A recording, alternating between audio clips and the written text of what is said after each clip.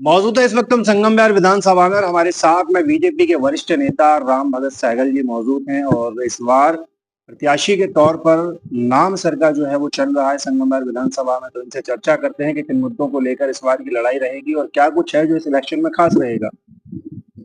इस इलेक्शन में जो खास रहने वाला वो ये कहते हैं कि मेरा काम मेरी पहचान। ये इन्होंने अपना स्लोगन बनाया है। पिछले 11 साल से संगम बिहार विधानसभा की जो दुर्दशा करी है, ये पुराना समय हमें याद आ गया जो 1983-84 में सड़कें बनी रहती थी, कीचड़ भरा रहता था, वो दुर्दशा इन्होंने कर दी है। और संगम बिहार ने सोचा था कि आम आदमी की सरकार आएगी तो पता नहीं क्या कर देंगे। उस समय लोग सोचते थे कि दिल्ली में केजरीवाल और केंद्र में मोदी, और मोदी सरकार ने तो पूरे विश्व में अपना झंडा गाड़ दिया। केजरीवाल ने जो दिल्ली की दुर्दशा करी है, इन्होंने हर क्षेत्र में फैल है। ये गंदगी भी साफ नहीं कर पाए, कहते हमारी एमसीडी में सरकार नहीं है वरना हम ये कर देते। जब से एमसीडी भी आए हैं, यहाँ मकान बनते हैं तो वहां पहुंच जाते हैं। यहाँ गरीब जनता रहती है, 25 गज का कोई 20 गज का मकान बनाता है, 50,000 दीजिए, लाख दीजिए, लेंटर पे मांगते हैं। नालियां भरी रहती है। मतलब इतना करप्शन कर दिया इन लोगों ने जो व्यक्ति कल्पना नहीं कर सकता। आज ये स्वयं अपने विधायकों को टिकट काट रहे हैं करप्शन के कारण। और भारत के इतिहास में आज तक इतने विधायकों पर केस नहीं बने कि जमानत पे बाहर है, कोई अंदर है, कोई कुछ कर रहा है।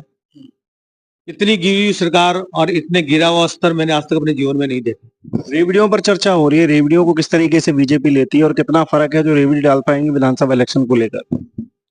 देखो आजकल ये इन्होंने फ्री के जो एक दो देशों की, आपने श्रीलंका के बारे में और भी देशों के बारे में सुना। ये कोई व्यक्ति चाहेगा कि मेरा बच्चा ना पढ़े, ना कोई व्यक्ति चाहेगा कि मेरा बच्चा ना कमाए। ऐसे ही इन्होंने फ्री की आदत डाल दी है। और ये कहते हैं लाइट फ्री कर दी, अब झुग्गियों में कोई 200 यूनिट से ऊपर जलता है कि वहां भी 7,000 8,000 का बिल आ रहा है। उन्होंने क्या ऐसे लगा रखे हैं क्या? इन्होंने मीटर फास्ट कर रखा है, बेवकूफ बना रहे हैं। और 201 पे आके 201 का लेंगे।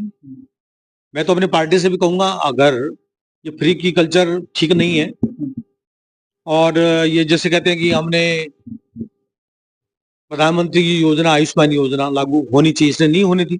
गरीबों को उससे भला हो सकता था। ये स्वास्थ्य पर कर रहे हैं, ठीक है, हम भी करना चाहते हैं। बच्चों को, गरीबों को पढ़ाना, शिक्षा भी करना चाहे, ठीक है। लेकिन ये बसें फ्री कर दी, वो कर दी, घाटे में पड़े हैं। और उन्होंने डीटीसी के कर्मचारियों को तनख्वाह नहीं दे पा रहे। जल बोर्ड में घोटाला इन्होंने किया है।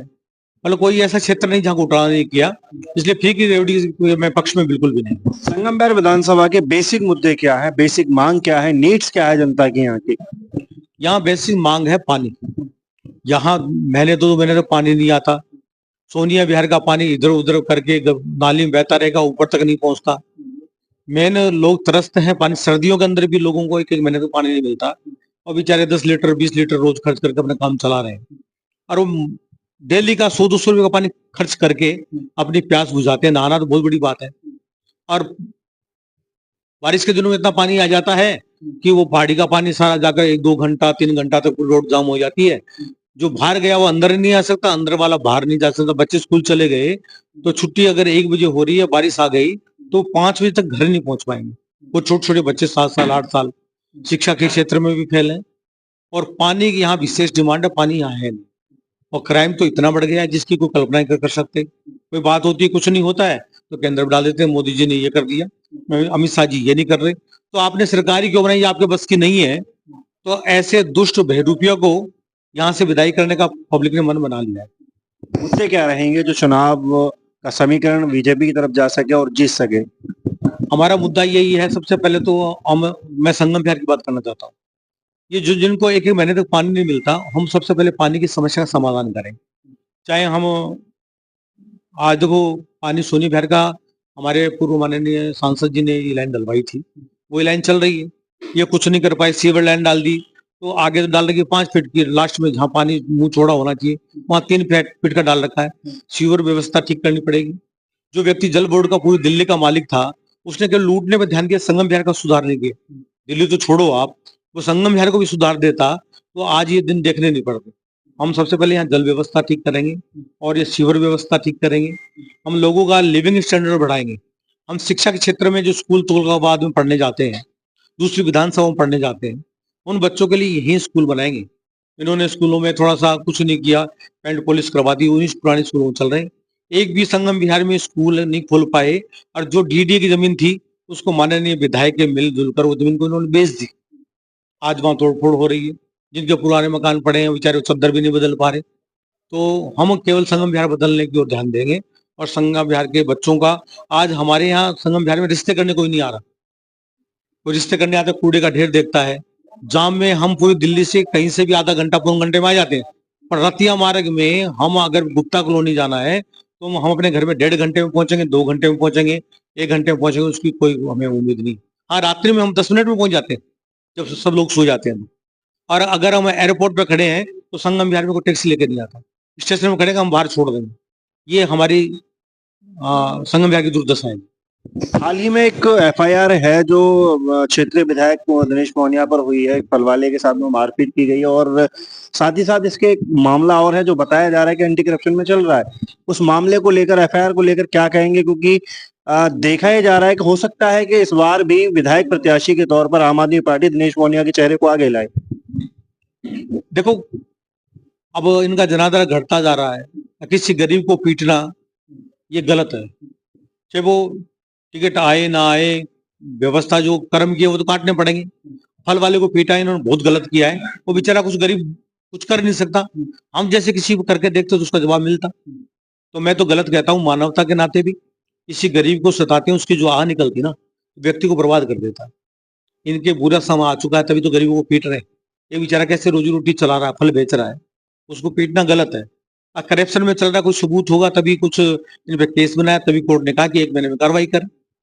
आज केजरीवाल जी जेल में रह के आए, उन्होंने रिजाइन नहीं दिया कि वो वहीं से सरकार चला रहे थे। लेकिन जो कोर्ट ने इनके हाथ बांध दिया कि आप सचिवालय नहीं जाएंगे, आप किसी फाइल पे साइन नहीं करेंगे, तो मजबूरी में इन्होंने ऐसे व्यक्ति को बनाया जो इनके सारे पे कुछ करे।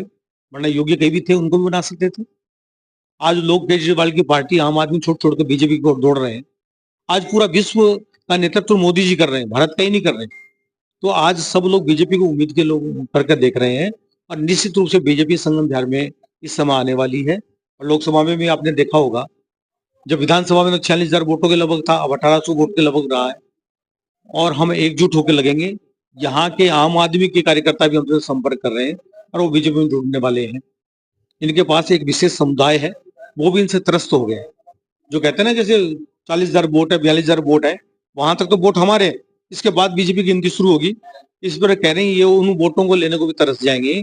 इस बार जो 2,13,000 वोट है, वो सारे वोट इसमें बीजेपी की ओर मोल्ड हो रहे हैं, उनकी तरफ। राम भगत सहगल जी हमारे साथ में मौजूद थे। बीजेपी के वरिष्ठ नेता है। वह संगम बिहार में अभी प्रत्याशी के तौर पर एक नाम राम भगत जी का भी है जो अभी सामने आ रहा है। देखना ही होगा कि आगामी चुनावों में किस करवट रुख आ पाता है, चुनाव समीकरण तक पहुंचते पहुंचते नाम क्लियर हो पाता है, या कोई और दावेदारी बीजेपी की तरफ से पेश कर पाता है। कैमरा पर्सन सुधा तिवारी के साथ मैं Girish Kumar, time news network, Delhi.